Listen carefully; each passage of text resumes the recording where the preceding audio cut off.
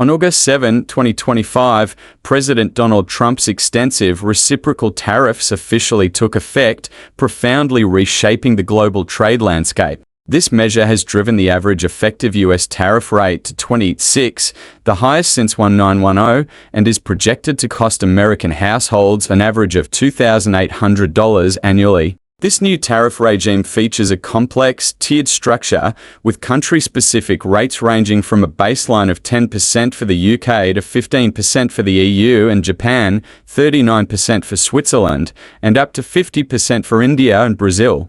A central question of this policy revolves around who truly bears the cost of these tariffs, which are primarily collected from importers and often passed on to US consumers. While President Trump asserts that foreign nations are paying, economic consensus largely points to US businesses and consumers as the primary burden bearers. The policy aims to bring manufacturing back to the US and correct trade imbalances, yet it risks leading to higher domestic prices, slower GDP growth, and job losses in sectors like construction and agriculture. Of particular note is the 40% transshipment tariff designed to prevent the circumvention of duties via third countries, which could significantly impact supply chains relying on nations like Vietnam and Mexico. Negotiations between the US, Mexico, and China remain uncertain, adding a layer of unpredictability to the global economic outlook. On August 7, 2025, at the stroke of midnight, President Donald Trump posted on his social media, "It's midnight."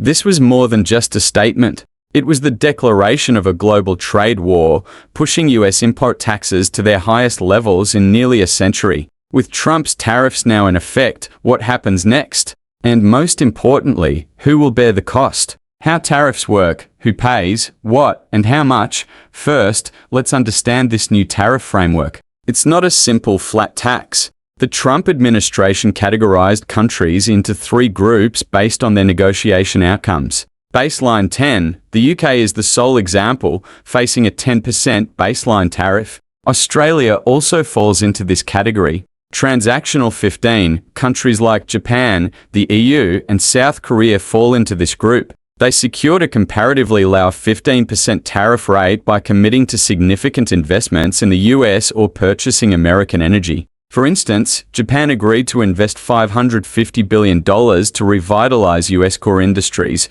while the EU pledged $600 billion in investments and $750 billion in US energy purchases by 2028, unilateral varying, higher rates. These are countries where negotiations failed or didn't occur. Switzerland faces 39%, Brazil 50%, and India, due to its continued purchase of Russian oil, faces a 50% tariff. Vietnam faces 20%. Furthermore, one of the most innovative and disruptive aspects of these new tariffs is the 40% transshipment tariff. This aims to thwart evasion routes where goods are assembled in countries like Vietnam or Mexico to circumvent tariffs before being exported to the US. The $2,800 question: who really pays for these tariffs? President Trump has repeatedly claimed that foreigners pay these tariffs, but this assertion does not accurately reflect economic reality. So, who is the real burden bearer? Tariffs are, by nature, import taxes. When goods arrive at a US port, it is the US company importing them, for example, a retailer like Walmart or an auto dealer, that pays this tax to the US Treasury. What happens to that cost? There are two main options. The importer absorbs the cost, reducing their profit margins. The importer passes the cost on by increasing the sale price to the consumer. Economists overwhelmingly agree that the vast majority of these costs are ultimately passed on to consumers. The budget lab at Yale estimates that these tariffs will cause US price levels to rise by 2.1% in the short run, equivalent to an average income loss of $2,800 per US household in 2025. Specifically, shoe prices could increase by 44%, apparel by 40%, and the average new car price could see an additional $4,711 due to copper tariffs and other factors. This means the billions of dollars President Trump boasts about are primarily coming from the pockets of American households. So, what is the objective of this painful policy?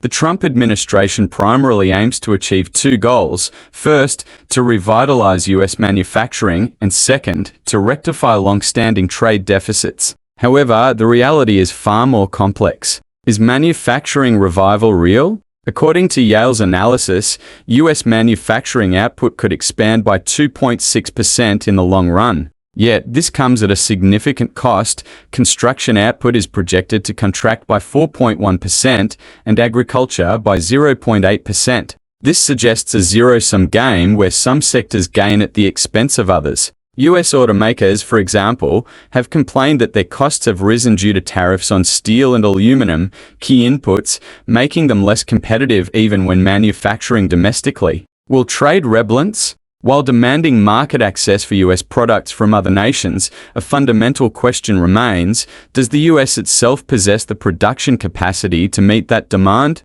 Given the high labor and production costs in the US, it's uncertain whether American products can be competitively supplied, even if markets are opened. Furthermore, retaliatory tariffs from other countries exacerbate the situation for US exporters. Unresolved puzzles, China, Mexico, and the rule of law amidst this global trade restructuring. Some of the most critical pieces of the puzzle remain in flux: China and America's neighbors, Mexico and Canada. China, a temporary truce on tariffs between the US and China was extended for 90 days on July 29th. However, the 40% transshipment tariff effectively targets Chinese supply chains, keeping tensions high. The path forward for the relationship between the world's two largest economies remains the biggest unknown for the global economy: Mexico and Canada. These two countries are the US's largest trading partners. While much of their trade remains tariff-free under the USMCA, some goods not covered by the agreement face high tariffs: 25% for Mexico and 35% for Canada.